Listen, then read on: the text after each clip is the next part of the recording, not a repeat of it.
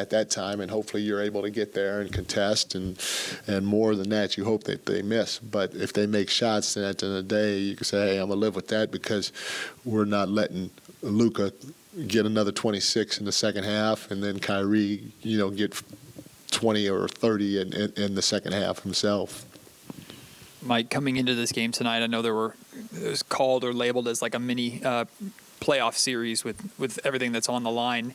In the circumstances, like let's say this was game 1 of the playoffs and you have 2 days off before game 2 and another crack at the same opponent, what do these 2 days look like, and is the approach the same even in the regular season?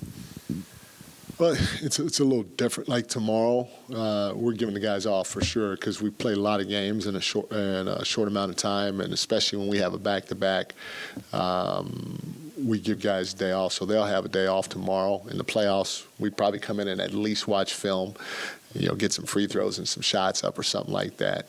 But I have a day off, and then we'll come in and we'll practice the next day, and then get ready to play the following day. So it's a little different in that regard, but there's still really, really important games, and it's great for us to see if we can bounce back and figure out what we can do better in this second game.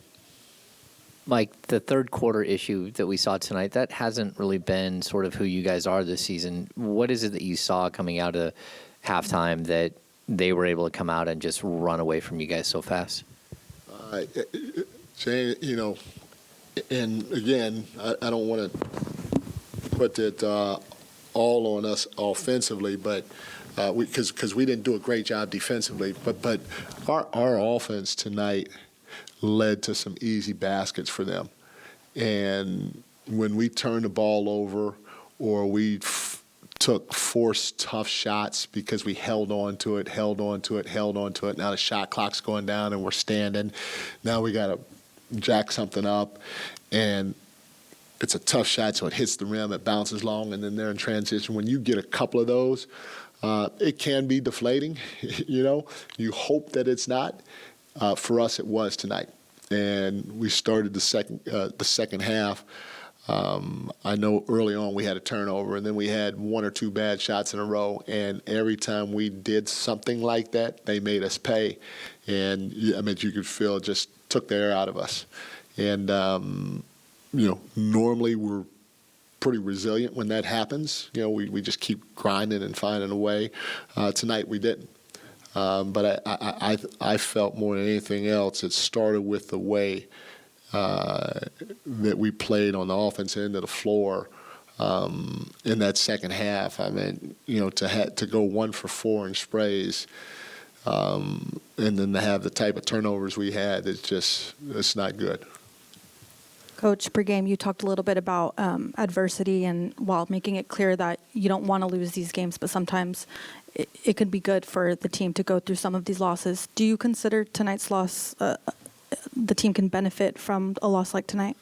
Yeah, this is a great time for us to see if we have it within ourselves to go out and play the right way. And you're not going to win every game. Obviously, I don't care how well you play, but you don't want to walk away from a game if you can help it with a bad taste in your mouth, knowing that there are a lot of things out on the floor that we could have done better, just by keeping the game simple, just by doing what we do, what we emphasize. And that's what makes it tough is, we emphasize, there are a handful of things that we emphasize a lot, but, as of late, it's been about the sprays and it's been about the contests. And we didn't do a good job in either area. When we made that, if you think about it, when we made that little mini run in the third, I think we had Alex and Davion and Malik, maybe Dorte and Keegan. We had just in that 2-minute or 3-minute burst alone, I think we had three of our 4 sprays, and then we might have had 1 the rest of the half. And Alex, he caught it. He got a little bounce pass diving down the lane, and he kicked it to Keegan. And Keegan had a wide open corner 3 that he missed. Malik drove and hit Davion at the top of the floor for a wide open spray. We started playing the right way, and you can feel the momentum or the juice of the group out on the floor on both ends of the floor. Not only that, Dallas was pressed a little bit. They started missing some shots. They ended up getting a 50-50 ball, and Hardaway hit a little pull-up jumper at the free throw line. Otherwise, it would have been like an 8-0 or 10-0 run. So it's, to me, to all of us in that locker room, it's a great opportunity for us to see if we can bounce back, play the right way, and see if we can get a win against these guys in the next 3 days. Hey, Mike, this might be better for after you watch the film, but they were pressing Domas a lot, especially at the three-point line, the foul line. Is there something that you guys can do offensively to kind of combat that, especially when they're pressing him so much? He's going to have to go by Gafford. I mean, if you think about it, when you're younger on the playground and somebody's getting up in your chest, you got to first of all create space with your pivot foot, and then if they keep doing it, jab one way, and then you're going to have to go by them. And when you go by them, in their case, help's coming. Help's coming. So if help's coming, then that's when the spray has to happen. So you have to make sure everything that you do is purposeful against those guys, because they're pretty good bigger than us, and they have some pretty good athletes. But we can't allow them to have us play on our back heel all the time. So